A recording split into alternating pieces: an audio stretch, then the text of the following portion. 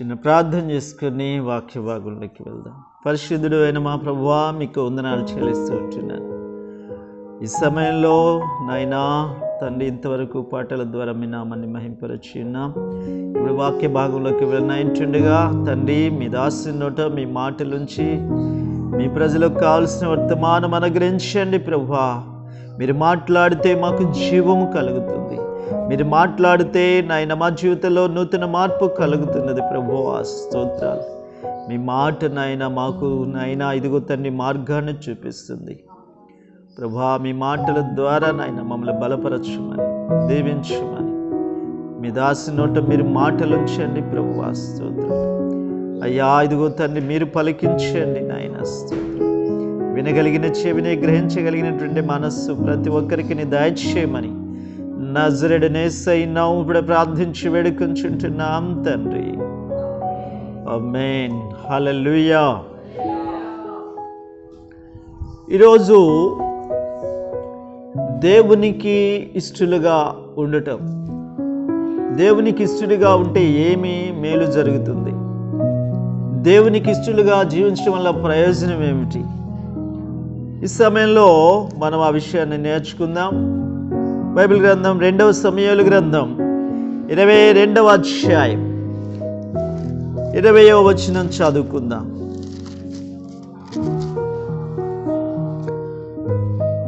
రెండవ సమూయేలు గ్రంథం 22వ అధ్యాయము 20వ వచనం. నేను ఆయనకు ఇష్టుడను గనుక ఆయన నన్ను తప్పించెను. హల్లెలూయా, హల్లెలూయా. ఈ మాటలు పలుకుతున్నది దావీదు రాజు, దావీదు భక్తుడు, దావీదు రాజు. ఈయన దేవుని స్తుతిస్తూ ఆరాధిస్తూ దేవుని గురించి కొన్ని మాటలు పలుకుతూ ఈ మాట చెప్తా ఉన్నాడు. ఏమనంటే, నేను ఆయనకి ఇష్టడును గనుక ఆయన నన్ను తప్పించెను. మనం జీవిస్తున్నటువంటి జీవితంలో ఎన్నో అపాయాలు, ఎన్నో శోధనలు, ఎన్నో కష్టాలు, ఎన్నో ఇరుకులు, ఎన్నో ఇబ్బందులు, ఎన్నో సమస్యలు, ఎన్నో శోధనలు మనం ఎదుర్కొంటూ ఉంటాం. దావీదు జీవితంలో కూడా మరి ఇటువంటి సమస్యలు గుండా వెళ్తా ఉన్నాడు.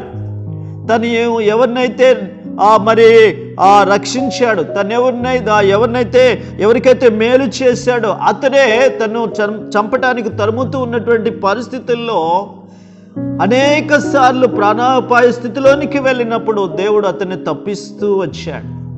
అందుకోసమే ఈయన దావీదు భక్తుడు అంటున్నాడు, నేను ఆయనకి ఇష్టడును గనుక ఆయన నన్ను తప్పించెను. అవును ప్రియ దేవుని బిడ్డలారా, మనం దేవునికి ఇష్టలుగా జీవిస్తే, దేవునికి ఇష్టమైన కార్యాలు జరిగిస్తూ ఉంటుంటే, మరి దేవునికి ప్రియంగా మనం జీవిస్తూ ఉంటుంటే దేవుడు మనల్ని విడిచిపెట్టకుండా మనకు వస్తున్నటువంటి ప్రతి సమస్య, ప్రతి శోధన, ప్రతి అపాయం నుంచి దేవుడు మనల్ని తప్పిస్తూ ఉంటాడు. ఒకసారి మరి దావీదు వాయిద్యం వాయిస్తూ సౌలు దగ్గర కూర్చుంటున్నప్పుడు సౌలు ద్వేషముతో ఈట ఇసురుతూ ఉంటాడు. వెంట్రుక మరి రెప్పపాటు ఆ సమయంలో వెంట్రుక వాసిలో ఈట తప్పించబడ్డది, తొలగిపోయింది. లేకపోతే దావీదు చనిపోయేటువంటి వాడు. దేవుడు క్షణంలో తప్పించాడు. అదే రీతిగా తను తరుముతూ దావీదును తరుముతూ సౌలు రాజు మరి అనేక ప్రాంతాలు, కొండల్లోకి తరుముతూ ఉంటాడు, అరణ్యాల్లోకి తరుముతూ ఉంటాడు. తరుముతూ ఉండేటువంటి సమయంలో దేవుడు అతన్ని తప్పిస్తూ వచ్చాడు. అనేక మార్లు దేవుడు ఆ సౌలు రాజు యొక్క చేతిలోంచి దావీదును తప్పించినప్పుడు అవన్నీ గుర్తుకు చేసుకుంటూ దేవుని స్తుతిస్తూ ఆయన అంటున్నాడు కదా దావీదు భక్తుడు, ఇదిగో నేను ఆయనకి ఇష్టడను గనుక ఆయన నన్ను తప్పించెను. హల్లెలూయా, హల్లెలూయా. చూడండి, కొంచెం పైనుంచి చదివితే 17వ వచనం చదువుకుందాం.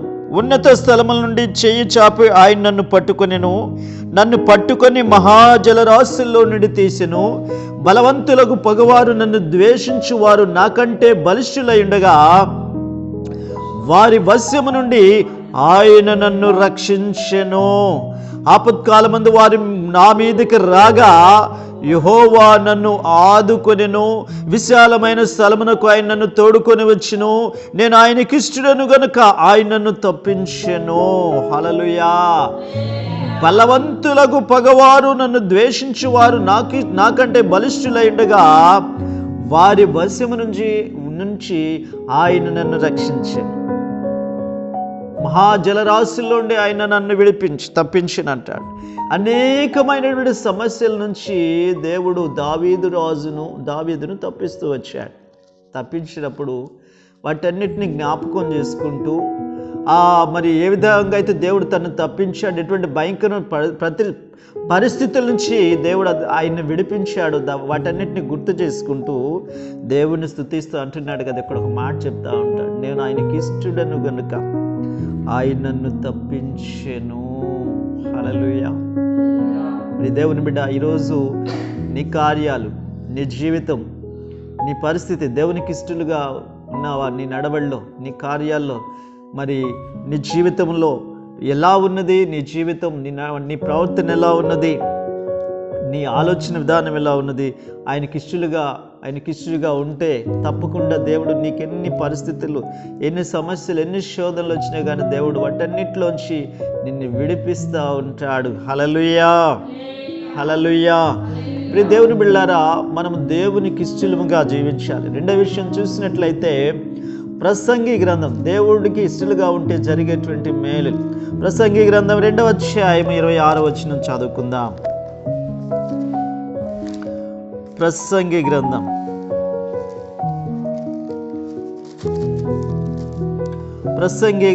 2వ అధ్యాయం 26వ వచనం. ఏలయనగా దైవ దృష్టికి మంచివాడుగా ఉండువానికి దేవుడు జ్ఞానమును, తెలివిని, ఆనందమును అనుగ్రహించును. అయితే దైవ దృష్టికి ఇష్టడగువానికి ఇచ్చుటకై ప్రయాసపడి పోగు చేయు పనిని ఆయన పాపాత్మునికి నిర్ణయించును. ఇది వ్యర్థముగా సరే. ఇక్కడ చూసినట్లయితే ప్రియ దేవుని బిడ్డలారా, ఇక్కడ ఒక చక్కని మాట ఉంటుంది, దైవ దృష్టికి ఇష్టడైనటువంటి వానికి జరిగే మేలు. మనం దేవుని దృష్టికి ఇష్టముగా ఉంటే, ఇక్కడ అంటున్నాడు కదా, దైవ దృష్టికి ఇష్టకు వానికి ఇచ్చుటకై ప్రయాసపడి పోగు చేయు పని పాపాత్మునికి అనుగ్రహిస్తూ ఉంటాడు. ఒక వ్యక్తి రేయింబగుళ్ళు కష్టపడుతూ ఉంటాడు, మరి సుఖం అనేది ఎరగకుండా జీవిస్తూ ఉంటాడు. వానికంటే పడిపోయిన పిండం మేలని చెప్పని ప్రసంగి గ్రంథంలో ప్రసంగి భక్తుడు చెప్తా ఉన్నాడు. అయితే నీ చేతికొచ్చినటువంటి పనిని నువ్వు జరిగిస్తూ దేవునికి ఇష్టనుగా జీవిస్తూ ఉంటున్నప్పుడు దేవుడు నీకు ఏ కొదువు లేకుండా చేసి నీకు అవసరాలు తీర్చడానికి నీ కోసం పని చేసేటువంటి పనిని దేవుడు పాపాత్మునికి అప్పగిస్తూ ఉంటాడు. చూడండి ప్రియ దేవుని బిడ్డలారా, ఏదో సామెత ఒకటి ఉంటుంది కదా, ఏమనంటే పాసి పండ్లోడు కూడబెడితేనట బంగారు పండ్లోడు అనుభవిస్తూ ఉంటాడు.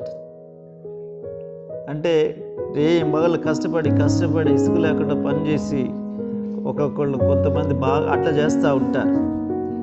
కానీ దేవునికి ఫేవర్గా ఉండేటువంటి వారికి, దేవునికి ఇష్టలుగా ఉండేటువంటి వారికి, దేవుని ప్రేమించి దేవుని చేత ప్రేమించబడేటువంటి వ్యక్తులకి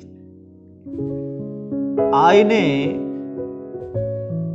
మరి వారికి ఇవ్వటానికి, వాళ్ళ కోసం పని చేసి సమకూర్చేటువంటి పనిని పాపాత్ములకు దేవుడు అప్పగిస్తూ ఉంటాడు. దేవుని బిడ్డలారా, మనం అసలు పని చేయకూడదని కాదు, కానీ మన పని మనం చేసుకుంటూ మనం దేవునికి ఇష్టముగా జీవిస్తే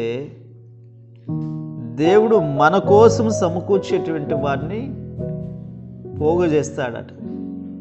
ఎవరంటే ఆ పని పాపాత్ములకు అప్పగిస్తూ ఉంటాడట. దేవునికి ఇష్టలైనటువంటి వారికి మరొకసారి చదువుకుందాం. అయితే దైవ దృష్టికి ఇష్టడగు వానికి ఇచ్చుటకై ప్రయాసపడి పోగు చేసేటువంటి పనిని పాపాత్మలకు అప్పగిస్తాడు. నువ్వు చేసేటువంటి పని కొద్దిదైనా కానీ దేవుడు దాన్ని దీవిస్తే అది విస్తారమైనటువంటి అభివృద్ధి అనేది కనపడతా ఉంటుంది అక్కడ. ప్రియ దేవుని బిడ్డలారా, మనం చేస్తున్నటువంటి పనిని దేవుడు దీవించాలి. మనం చేస్తున్నటువంటి ఏ విషయంలోనైనా కానీ దేవుని ఆశీర్వాదం పొందుకున్నట్లయితే దాంట్లో వర్ధిల్లుతూ ఉంటాం. మనకేదన్నా ఇక్కడ ప్రాముఖ్యంగా చెప్పబడేటువంటి మాట ఏమిటంటే, మన కోసం అంటే దేవునికి ఇష్టలుగా జీవించేటువంటి వారి కోసం ఇవ్వటానికట పాపాత్ములకు అప్పగిస్తూ ఉంటాడు. చాలామంది మరి ఎన్నో మోసాలు చేసి మరి డబ్బు సమకూరుస్తూ ఉంటారు, వాళ్ళు తినరు. దేవుడు దాన్ని ఆయనకి ఇష్టమైనటువంటి వారికి అప్పగిస్తాడు ఒక సమయాన్ని. మరి నీవెలా ఉన్నావు? నువ్వెప్పుడు కూడా అయ్యో నాకు అది లేదు ఇది లేదు అని చెప్పని కలిగినటువంటి వారి మీద ద్వేషభావం పెట్టుకొని మరి ఏదేదో ఆలోచిస్తూ బలహీనపడతా ఉంటావు. కానీ నువ్వు చేయవలసింది ఒక్కటే, నువ్వు దేవుని దృష్టికి ఫేవర్గా ఉండటానికి నేర్చుకోవాలి. దేవునికి ఇష్టమైనటువంటి జీవితం జీవించాలి, దేవునికి ఇష్టడుగా జీవించాలి, దేవుణ్ణి ప్రేమించాలి, దేవుని చిత్తాన్ని నెరవేర్చాలి. దానియేలు భక్తుని గురించి ఒక మాట ఉంటుంది. దానియేలు గ్రంథం 9:23 అదే రీతి దానియేలు గ్రంథం 10:11 కూడా ఒక మాట ఉంటుంది. దానియేలు నీవు బహుప్రియుడవు. చదవండి.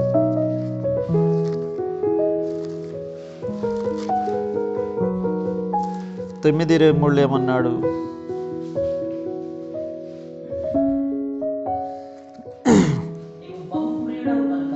నీవు బహుప్రియుడవు గనుక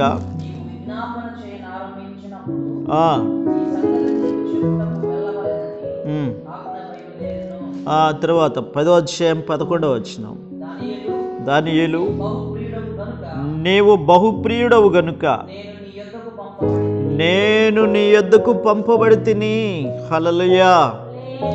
దానియేలు దేవుని దృష్టికి బహుప్రియుడట, బహు ఇష్టడు. ఎందుకు ఇష్టడుగా ఉన్నాడు? అతడు రోజు ముమ్మారు ప్రార్థన చేసేటువంటి వాడు. ఒకసారి మీ దేవునికి ప్రార్థన చేస్తే అతడు అన్య దేశంలో ఉన్నాడు. అటువంటి సమయంలో ఆ దేశాన్ని ఏలుబడి చేస్తున్నటువంటి రాజు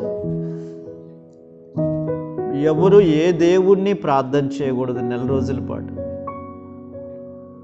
తర్వాత నాకు మాత్రమే నమస్కరించాలి, మీ దేవుళ్ళని పూజించడానికి వీల్లేదు అని చెప్పన్నప్పుడు అటువంటి సమయంలో దానియేలు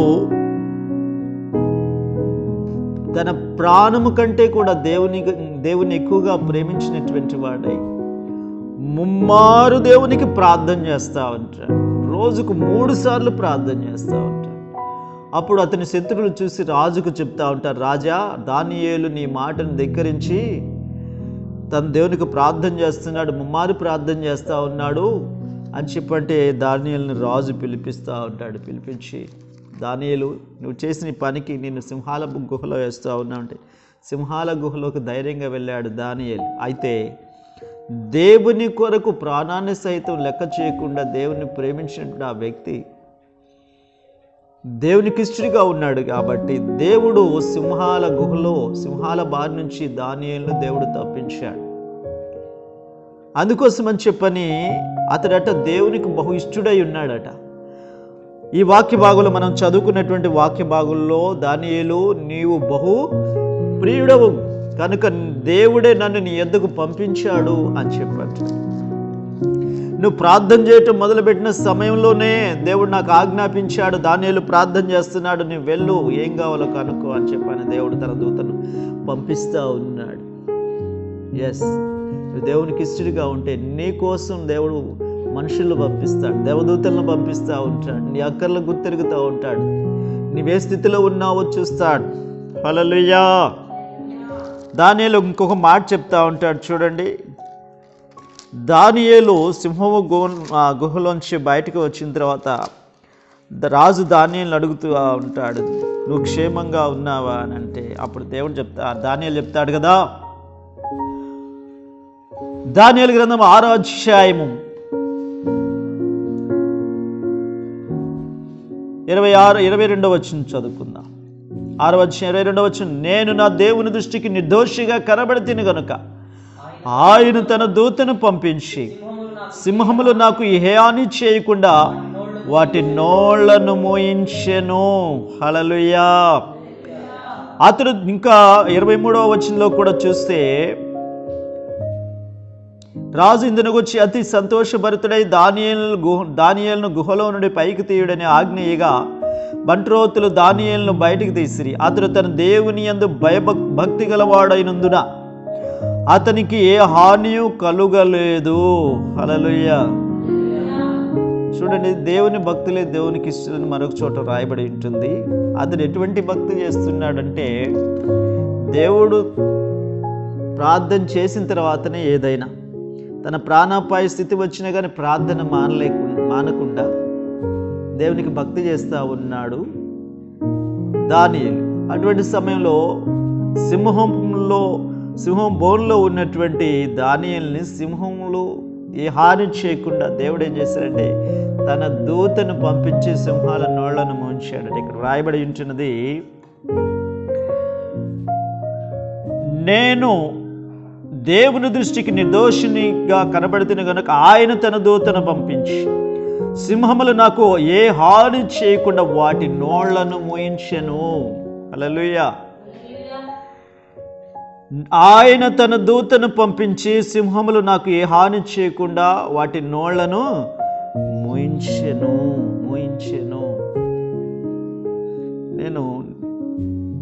నేను మొన్న ఒక సంఘటన జరిగింది. ఒక వ్యక్తి ముందు రమ్మని పిలిచాడు. ఖచ్చితంగా కొంతమందిని మేము కలిసి వెళ్ళాం. ఆ స్థలానికి వెళ్ళిన తర్వాత, అయ్యా మీరు వస్తే ఇంకొక ఆయన మరి కొట్లాటలు పెడతాడట, గొడవలు చేస్తాడట, పోలీస్ స్టేషన్లో పోవాల్సి వస్తుందట అని చెప్పని ఆ పెద్ద ఆయన నాకు ఫోన్ చెప్పి చేసింది. లేదయ్యా మేము వస్తాం అని చెప్పని నేను వెళ్తూ ప్రార్థన చేస్తా ఉన్నా. ప్రభువా, ఈ కార్యం జరిగేటప్పుడు ఎటువంటి గొడవలు జరగొద్దు, ఎటువంటి సమస్యలు రావద్దయ్యా, సమాధానం కలగచేయండి. ఏ వ్యక్తి అయితే గొడవ పెట్టడానికి వస్తాడో ఆ వ్యక్తిని ఆఫ్ చేయ, ఆ స్థలానికి రాకుండా అని చెప్పని ప్రార్థన చేస్తారు. మేము అక్కడికి వెళ్ళిన తర్వాత అక్కడ ఉన్నటువంటి పెద్ద ఆయన, అయ్యా మీరు కొద్దిగా ఆగండి, గొడవ పెట్టే ఆయన వస్తే గొడవలు అయితే కొంచెం ఆగండి అంటే మేము చెప్తా ఉన్నాం, ఏం కాదు అని చెప్పని చెప్తా ఉన్నాం. తర్వాత మేము అనుకున్నట్టుగానే ప్రార్థన చేసిన రీతిగానే ఆ గొడవ పెట్టేటువంటి వాడు ఆ స్థలానికి రాకుండా ఆగిపోయాడు. దేవునికి స్తోత్రాలు చెప్దాం. హల్లెలూయా. అంటే మనం చేసేటువంటి ప్రార్థన వ్యర్థంగా పోతుంది. దేవుడు తప్పిస్తాడు ఆ శోధల నుంచి, అపాయాల నుంచి, ఆ కష్టాల నుంచి, హల్లెలూయా, ఆ సమస్యల నుంచి. కాబట్టి మొట్టమొదటిగా మనం చదువుకున్నటువంటి వాక్య భాగంలో దావీదును తప్పించినటువంటి దేవుడు, నేను ఆయనకి ఇష్టను కనుక ఆయనను తప్పించిన దావీదు భక్తుడు అన్నాడు. దానియేలు దేవునికి ఇష్టడు, బహుప్రియుడు గనుక సింహం నోట్లో నుంచి దానియేలును తప్పించాడు. హల్లెలూయా. కాబట్టి మన మనుషులుగా ఒక్కోసారి ఇష్టలుగా ఉండకపోవచ్చు మనం మంచి కార్యాలు చేస్తున్నప్పుడు, కానీ దేవునికి ఇష్టలుగా ఉంటున్నప్పుడు ఇక మనుషుల్ని ఆ ఫేవర్ని లేకపోతే మనుషులకి ఇష్టంగా ఉండాలని చెప్పని వారికి లోబడాల్సిన అవసరం లేదు. కాబట్టి ఇప్పుడు దేవుని బిడ్డలారా, దేవునికి మొట్టమొదటిగా మనం ప్రథమ స్థానం ఇచ్చి దేవునికి ఇష్టలుగా జీవిస్తే దావీదు చెప్పినట్లు ఆయన నన్ను తప్పించెను. హల్లెలూయా. హల్లెలూయా. నీకు ఎటువంటి ప్రాణాపాయ స్థితి అయినా కానీ నువ్వు ఆయనకి ఇష్టలుగా జీవిస్తే ఎటువంటి సమస్య ఉన్న, ఎటువంటి కొదువు ఉన్న దేవుడు వాటన్నిటిలోంచి విడిపిస్తూ ఉంటాడు, సహాయం చేస్తూ ఉంటాడు. హల్లెలూయా. ఇంకా చూసినట్లయితే ప్రియ దేవుని బిడ్డలారా, లూకా సువార్త 2వ అధ్యాయం 14వ వచనం, 2వ అధ్యాయం 14వ వచనంలో చదవండి త్వరగా. లూకా సువార్త.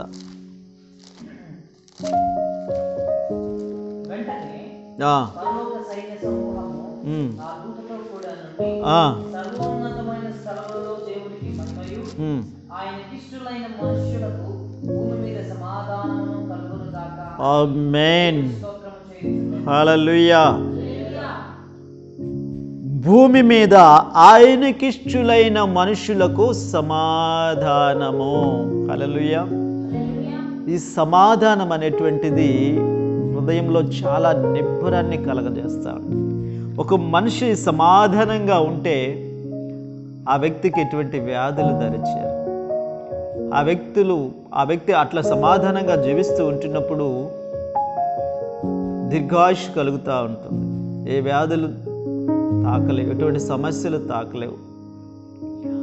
సమాధానంగా ఉన్నటువంటి వ్యక్తి కుటుంబం ఆహ్లాదంగా ఉంటుంది. హల్లెలూయా. కొన్ని కుటుంబాల్లో సమాధానం అనేది ఉండదు. ఎప్పుడు అలజడులు, ఎప్పుడు కొట్లాట్లు, ఎప్పుడు కూడా శోధనలు. హల్లెలూయా, హల్లెలూయా. ప్రియ దేవుని బిడ్డలారా, మేము వేరే ప్రాంతంలో సేవ చేసేటువంటి సమయంలో మేము ఒక ఇంట్లోకి రెంట్కి వెళ్తున్నాం. వెళ్ళిన తర్వాత అంతకుముందు ఆ కుటుంబంలో ఎప్పుడు సమస్యలు, ఎప్పుడు గొడవలు ఉండేవాటి. అక్కడికి వెళ్ళిన తర్వాత దేవుడు ఆ కుటుంబానికి సమాధానం ఇచ్చాడు, నెమ్మదిచ్చాడు. దేవుని బిడ్డలు అడుగుపెట్టినటువంటి స్థలంలో నెమ్మది, సమాధానము. హల్లెలూయా. యేసు ప్రభువారు చెప్పారు, మీరు అడుగుపెట్టినటువంటి స్థలంలోకి ఆ కుటుంబానికి శుభం కలుగునగాక, సమాధానం కలుగునగాక అని చెప్పండి అని చెప్పన్నాడు. ఆ రీతిగా ప్రియ దేవుని బిడ్డలారా, దేవుడు మనకు తోడైనటువంటి సమయంలో మనం ఉన్న కుటుంబంలో సమాధానమే కాకుండా మనం ఏ కుటుంబంలో అడుగు పెడతామో ఆ కుటుంబానికి కూడా దేవుడు సమాధానాన్ని కలుగజేస్తూ ఉంటాడు. హల్లెలూయా. ఆయనకిష్టులైనటువంటి సర్వోన్నతమైన స్థలములో దేవునికి మహిమ, భూమి మీద ఆయనకిష్టులైన మనుషులకు సమాధానము. హల్లెలూయా.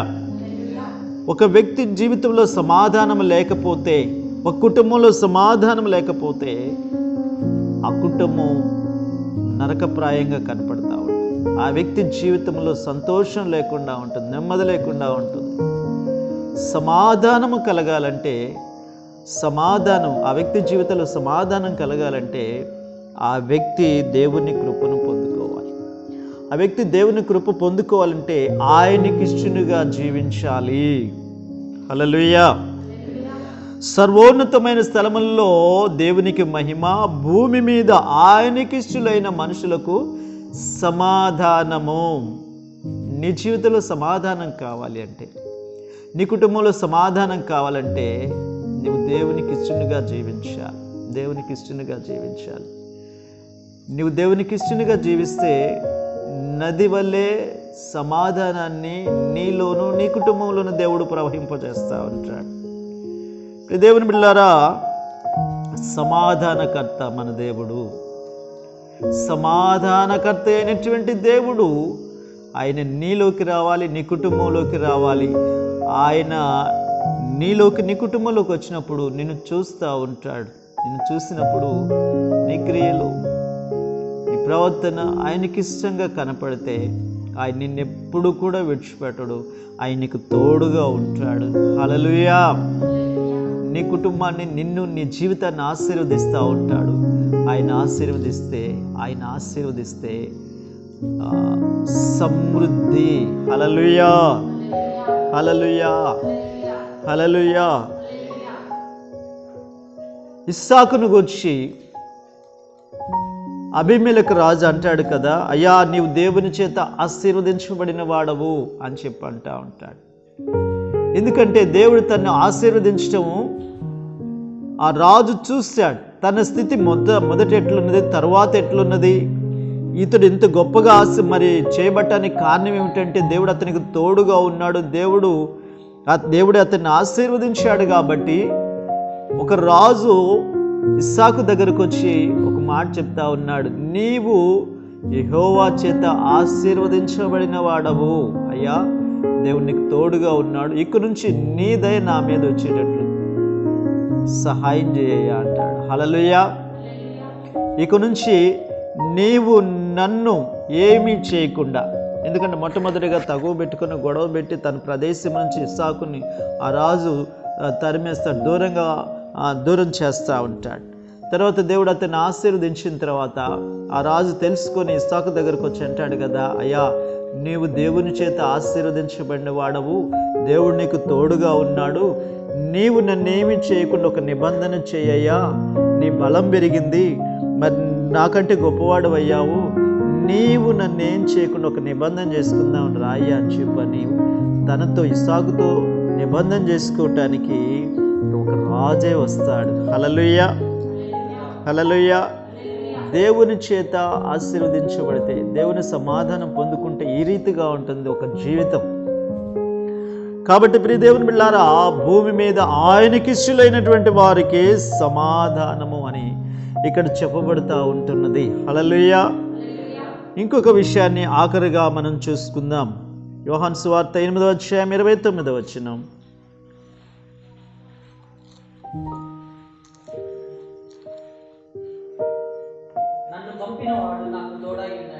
నన్ను పంపినవాడు నాకు తోడై ఉన్నాడు, ఆయనకిష్టమైన కార్యము నేను ఎల్లప్పుడూ చేదును గనుక ఆయన నన్ను ఒంటరిగా విడిచిపెట్టలేదు. హల్లెలూయా. మొట్టమొదటిగా దావీదు చెప్పాడు, నేను ఆయనకి ఇష్టడు గనుక ఆయన నన్ను తప్పించినని.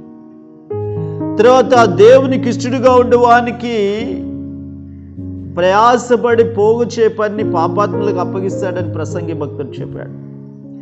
దానియేలు దేవునికి ఇష్టడు గనుక సింహం బోళం తప్పించాడు, దేవునికి ఇష్టడై ఉన్నాడు దానియేలు. ఇక్కడ చూస్తే లూకా సువార్తలో మనం చదువుకునే వాక్య భాగంలో ఆయనకి ఇష్టలైనటువంటి మనుషులకు భూమి మీద సమాధానం అని చెప్పాడు. ఇక్కడ ఆఖరిగా మనం చదువుకునేటువంటి వాక్య భాగంలో ఆయనకిష్టమైన కార్యాలు నేను చేయుచున్నాను గనుక ఆయన నన్ను ఒంటరిగా విడిచిపెట్టలేదు. హల్లెలూయా.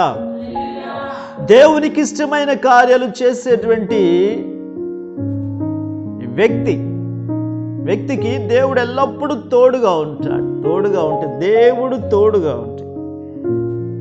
దావీదుకు దేవుడు తోడుగా ఉన్నాడు గనుక ఎక్కడికి వెళ్ళినా జయము పొందుకున్నాడు అని వ్రాయబడి ఉంటున్నది సమూయేలు గ్రంథంలో. దావీదు ఎక్కడికి వెళ్ళనేగాక, ఏ యుద్ధం చేయనేగాక జయమే కానీ అపజయమే ఎరగడు దావీదు. కారణం ఏమిటంటే దేవునికి ఇష్టలైనటువంటి వారికి దేవుడు తోడుగా ఉంటాడు.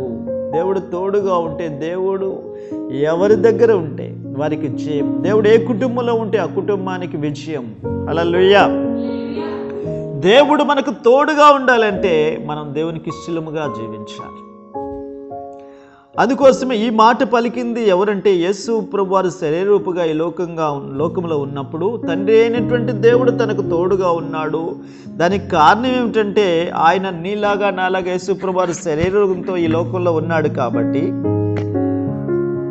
ఆయన యేసు ప్రభువారు చెప్తున్నటువంటి మాట ఏమిటంటే నేను ఆయనకిష్టమైన కార్యాలు చేస్తున్నాను కనుక ఆయనను ఒంటరిగా విడిచిపెట్టలేదు. మరొకసారి చదవండి. యోహాను సువార్త 8వ అధ్యాయం 29వ వచనం. నన్ను పంపినవాడు నాకు తోడై ఉన్నాడు, ఆయనకిష్టమైన కార్యములు నేను ఎల్లప్పుడూ చేయుదును గనుక ఆయన నన్ను ఒంటరిగా విడిచిపెట్టలేదు అని చెప్పాను. హల్లెలూయా. దేవుడు మనకు తోడై ఉంటే, దేవుడు మనకు తోడుగా ఉంటే ఏ కొదువ ఉండదు. దేవుడు మనకు తోడుగా ఉంటే జయం కలుగుతూ ఉంటుంది. దేవుడు మనకు తోడుగా ఉంటే ప్రతి అవసరం తీర్చబడుతూ ఉంటుంది. దేవుడు మనకు తోడుగా ఉంటే ఇరుకులో విశాలత కలుగుతూ ఉంటుంది. హల్లెలూయా.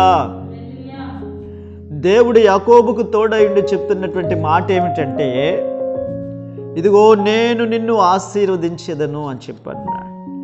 నేను నిన్ను విస్తరింప చేసేదను అన్నాడు. నువ్వు తూర్పు తట్టు, పడమర తట్టు, ఉత్తరపు తట్టు, దక్షిణపు తట్టు వ్యాపిస్తావు అన్నాడు. వ్యాపింప చేశాడు. నేను నిన్ను గొప్ప చేస్తానని. అవును, దేవుడు తోడుగా ఉన్నటువంటి వ్యక్తి పరిస్థితి మారిపోతూ ఉంటుంది. దీన స్థితిలోంచి ఉన్నతమైన స్థితిలోనికి వస్తూ ఉంటాడు. ఖచ్చితంగా దేవునికి ఇష్టడిగా జీవించేటువంటి వ్యక్తి. దేవుని బిడ్డలు చాలామంది స్థితి మారట్లేదు. కారణం ఏమిటంటే వారు దేవునికి ఇష్టలుగా జీవించలేకపోవటాన్ని బట్టి వారి స్థితి ఎప్పుడున్నట్లే ఉన్నది. ఇంకేమంటారంటే ఒక సామెత ఉంటుంది, ఎక్కడ వేసిన గొంగలు అక్కడే ఉన్నదట. అయితే ఆ స్థితి మారాలంటే, మన స్థితి మారాలంటే, నూతనమైనటువంటి పరిస్థితుల్లోకి మనం రావాలంటే మనం దేవునికి ఇష్టలుగా జీవించాలి. హల్లెలూయా. ఇక్కడ ఆయనకి ఇష్టమైన కార్యాలు నేను చేదును గనుక ఆయన నన్ను ఒంటరిగా విడిచిపెట్టలేదు అని చెప్పన్నాడు. బైబిల్ గ్రంథంలో దేవుడు అనేక సార్లు అనేక వ్యక్తులను విడిచిపెట్టాడు. సౌలును దేవుడు విడిచిపెట్టాడు. కారణం ఏమిటంటే సమూయేలు భక్తుడు అంటాడు సౌలుతో, నీవు అవివేకపు పని చేసితివి. హల్లెలూయా. తొందరపడి అవివేక పనులు చేస్తే దేవుడు నిన్ను విడిచిపెడతా ఉంటాడు. హల్లెలూయా. మరి సంసోన్ని దేవుడు విడిచిపెట్టాడు. కారణం ఏమిటంటే అతడు కూడా దేవునికి ఇష్టము కార్యాన్ని లేని కార్యాన్ని చేశాడు. త్రోవ తప్పి దేవుని మార్గాన్ని విడిచి లోకపు మార్గంలో ప్రయాణం చేశాడు. దేవునికి ఇష్టం కాని మార్గంలో ప్రయాణం చేశాడు. సౌలు కూడా దేవునికి ఇష్టం కాని మార్గంలో ప్రయాణం చేశాడు. తన సొంత ఇష్టమైన కార్యాలు చేశాడు. కాబట్టి దేవుడు అతన్ని విడిచిపెట్టాడు. మనకిష్టమైన కార్యాలు చేస్తూ మనకిష్టంగా జీవిస్తూ ఉంటే దేవుడు మనకు తోడుగా ఉండి దేవునికి ఇష్టమైన కార్యాలు చేస్తూ మరి దేవుని చిత్తాన్ని మనం నెరవేరుస్తూ ఉంటుంటే దేవుడు మనకు తోడుగా ఉండి మనల్ని గొప్ప చేయ మొదలు పెడతా ఉంటాడు. హల్లెలూయా. సౌలు మొట్టమొదటిగా దేవునికి ఇష్టడుగా ఉన్నాడు. రాను రాను దేవునికి అయిష్టంగా మారిపోయాడు. ఎందుకంటే మొట్టమొదటిగా దేవుడి పట్ల ప్రేమ ఆసక్తి కలిగి ఉన్నాడు. ఆ స్థితి నుంచి జారిపోయి చల్లారిపోయి లోకంలో కలిసిపోయాడు. లోకానుసారంగా ఆలోచించడం మొదలుపెట్టాడు. దేవుడిని విడిచిపెట్టాడు. ఆ దేవుడు తన్ను విడిచిపెట్టాడు. దేవుడు విడిచిపెట్టిన తర్వాత ఆయన రాజ్యం పోయింది. తన జీవితం తన ప్రాణం శత్రువులకు చేతికి అప్పగించబడింది. నశించిపోయాడు. సౌలును గురించి మొట్టమొదటిగా దేవుడు గొప్ప సంకల్పం కలిగినాడు. మరి ఎప్పుడు కూడా సౌలుని రాజుగా ఉంచాలని, తన తర్వాత తన వంశాన్ని మరి రాజరకంలో ఉంచాలని చూస్తే మరి సౌలుతోనే ఆగిపోయింది. కారణం ఏమిటంటే సౌలు దేవునికి అయిష్టంగా జీవించాడు. దేవుని చిత్తాన్ని నెరవేర్చకుండా ఉన్నాడు. కాబట్టి దేవుని చేత విడవబడ్డాడు. మరి చనిపోయాడు యుద్ధంలో. సంసోను కూడా అంతే.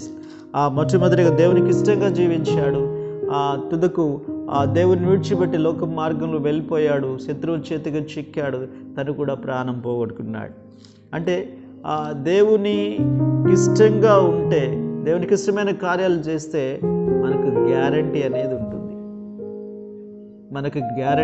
ఉంటుంది. క్షేమానికి సమాధానానికి గ్యారంటీ ఉంది. మన క్షేమానికి మన సమాధానానికి గ్యారంటీ ఉంటుంది. దేవునికి ఇష్టలుగా జీవిస్తే, దేవునికి అయిష్టంగా మన సొంత ఇష్టానుసారంగా జీవిస్తూ ఉంటుంటే, దేవునికి దూరం అయితే మనకు గ్యారంటీ అనేది ఉండదు. హల్లెలూయా.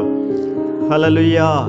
ఎందుకంటే దేవుడే ఆశీర్వదించేవాడు, దేవుడే కాపాడువాడు, దేవుడే మన ప్రాణాన్ని కాపాడుతూ ఉంటాడు, మన అవసరాలు తీరుస్తూ ఉంటాడు, సమాధానం సంతోషాన్ని కలగజేస్తూ ఉంటాడు. హల్లెలూయా. చూడండి, బైబిల్ గ్రంథంలో ఆయన సెలవులు లేక భోజనం చేసి సంతోషించుట ఎవరికి సాధ్యము అంటాడు ప్రసంగి గ్రంథకర్త. అవును, సమాధానమును మరి సంతృప్తిని, క్షేమాన్ని, ఆశీర్వాదాన్ని, అభివృద్ధిని కలగచేవాడు దేవుడే. కాబట్టి ప్రియ దేవుని బిడ్డలారా, మరి అవన్నీ మనం దేవుని చేత అనుభవించాలి అంటే మనం దేవునికి ఇష్టలుగా జీవించాలి. ఆ రీతిగా జీవించుదాం. దేవుని కృపను పొందుకుందాం. దేవుని చేత ఆశీర్వదించబడదాం. దేవుని చేత కాపాడబడదాం. దేవుడి మాటలు మన వెనుకల్లో దీవించునుగాక. ఆమేన్. చిన్న ప్రార్థన చేసుకుందాం. కళ్ళు మూసుకునండి. పరిశుద్ధుడైన మా ప్రభువా, మీకు వందనాలు చెల్లిస్తూ ఉంటున్నాను నాయన. ఈ సమయంలో మీరు మాకు ఇచ్చిన వర్తమానము కొరకే వందనాలు.